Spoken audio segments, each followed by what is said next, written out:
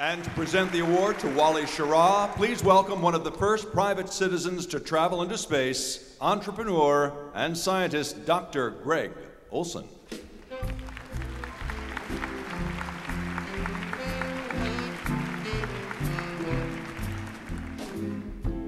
Thank you. It's an honor for me to be here to induct a man like Wally Schirra into the New Jersey Hall of Fame. I have a special appreciation for those original astronauts who, over 50 years ago, exhibited so much courage and determination. And if it hadn't been for them, with all their skills and courage, we never would have achieved what we did in space. As mentioned, I was the third private citizen to go into space. Not a bad achievement for a kid from Ridgefield Park. And, I can tell you, the men who went into space, Buzz Aldrin, Wally Schirra, and all these people are an inspiration to the young people. And they continue to be role models for youngsters to get into science and engineering.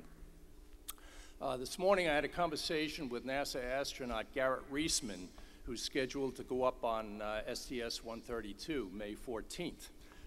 He's also from Parsippany. And when I told him what I was doing, he said, well, Greg, please tell everyone on behalf of the entire crew of STS-132 to wish the family of Wally Schirra the very, very best. So.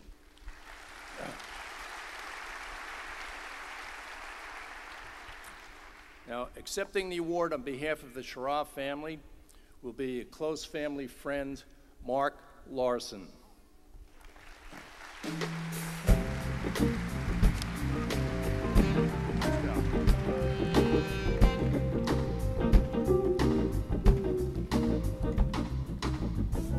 Thank you much. What a room, what a night. You're thinking, now, who's this guy? I understand that. I'm a radio, TV, talk show guy in Southern California, and there's a Wally Schirra connection. I'm also the incoming chairman of the San Diego Air and Space Museum, so I'm into the things that fly. But first of all, on behalf of his wife, Jo, and the children, Susie and Marty, thank you for this terrific honor. And thank you for recognizing a true American hero who should not be forgotten, a space pioneer. You realize Wally passed away 3 years ago tomorrow, and this is especially timely. Only 2 of the original 7 remain, John Glenn, Scott Carpenter. Scott turned 85 yesterday. These are national treasures. I'm hoping that we'll tell Scott 10 more years he'll be starting middle age. I understand. Wally and his family, well, he loved his family, he loved his work, and above all, he loved his country. He understood his God-given abilities, and he was the most gregarious person. Everybody who knew Wally at an event, at a NASA event, you'd always know his laugh. You could pick him out in a room this big, you'd hear him telling stories, you'd know he was here. He was a punster, bad puns at times, king of the gotchas, and he was accessible. That's how we met. I've been in San Diego 34 years. One day I was doing a TV show, and it involved a space thing, one of these goofy movie of the week kind of things where the movie's incidental and you do shtick. There was a space theme, and I thought, I met Wally Schirra at a couple of events. He won't remember me, but he's in the book. His number was in the local phone book in the early 1990s. I called him and said, Captain Schirra, you don't know me, but he said, yeah, I do. What do you want? I said, we're doing a show. It's a goofy little show. Yeah, I've watched that too. It is a piece of work. I'll do it. Where are we going to do it? Accessible, gregarious. He showed up. That developed into a fast friendship, and Wally was so persuasive and again committed to the space program in this country that you didn't meet him and then just go your separate ways. We got together for lunch all the time. He suddenly had me involved in the museum on various committees. Now moving into the chairman, I mean, he was that good. He got you plugged in.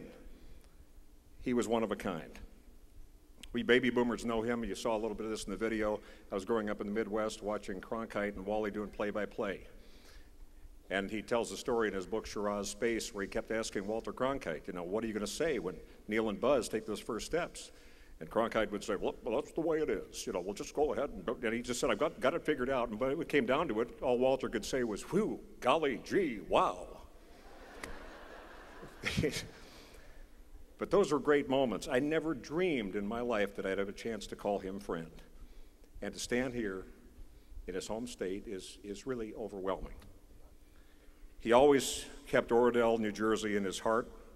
He loved the small town virtues, and he occasionally did bad. He did a bad pun, kind of play on words, even when he was a kid in Oradell. He'd say, why did they name it Oradell? It's a short hop from Hillsdale. Why the names? They have a terrain problem? What's that all about? Hillsdale, Oradell. He said they couldn't tell the difference between hill or dale, so that's how the original people identified it. I don't even want to tell you what he did with Hohokus. We're not even going to go there.